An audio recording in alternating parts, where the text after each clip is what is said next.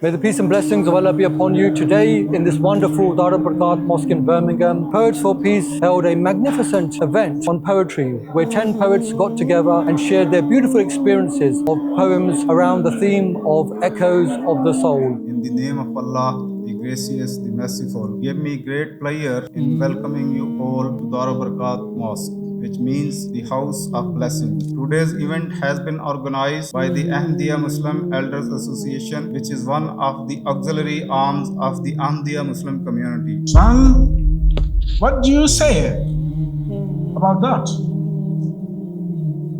I said, your wish is the wish of Allah. As I started to write, it felt like this poem itself was becoming a metaphor for the soul.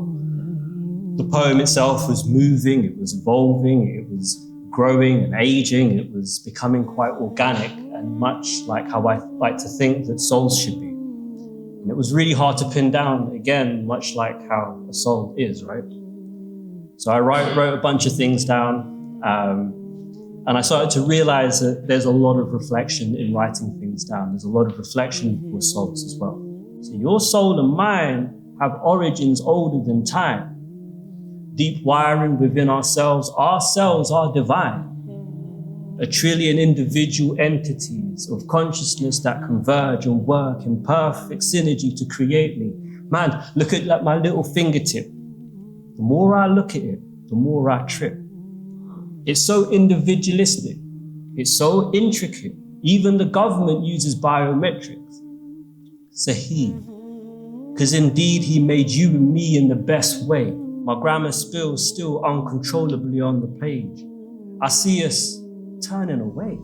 Peace and blessings of God be upon you. My name is Nasser Banu. I'm a teacher by profession. I'm one of the poets at this beautiful Poets for Peace event in Birmingham, sharing some insights and poetry about this beautiful topic of echoes of the soul. My name is Abdul Ghaffar Adam. So today we are having a poetry event organized by the Ahmadiyya Muslim community called Poets for Peace. And this is organized by Voice of Islam community within the Ahmadiyya Muslim community. It's an event that brings poets together to spread the of Islam and God, and also the word of our beloved community. So a few couplets I'll share. And I used to think that sin was a movement, an action, a fraction, a lapse.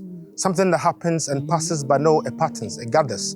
It matters in ways that are quieter but heavier, because repetition doesn't just repeat, it rewrites. When I was young, I used to listen to a lot of speakers and poets. One thing that really struck me was a poem called To the Nation's Youth that was written by the founder of the Ahmadiyya Muslim community. I used to really be obsessed about this poem to the point that I memorized it. And one time I shared it with my father and he mentioned that, okay, I think you can actually present this on a stage in one of our events. And so he made that happen. I went on stage, I presented it, and that was it. One thing led to another and I started writing my own. And today I'm here sharing poetry with you. Last year, we held it in London, and this year it's in Birmingham, so that's the idea now. We're moving around the UK, hopefully with Manchester, Liverpool, who knows? We're encouraging everyone to come around next time. It could be said that poetry is not part of the Quaker tradition.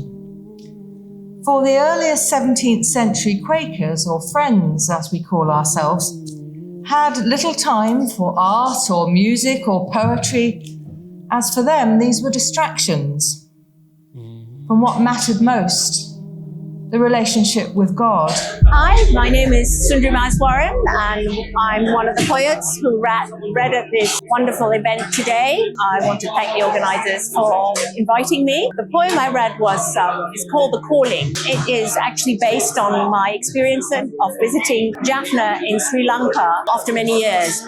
My ancestral home. It was a place that I found difficult visiting because it's a place that has been embroiled in civil war for a long time. But when visiting, I was very pleased to see that the younger generation are trying to build a new community, standing in the overgrown wasteland, in the footprints of the displaced and the missing, debris of a home and a life once lived, only bullet holes in concrete remaining.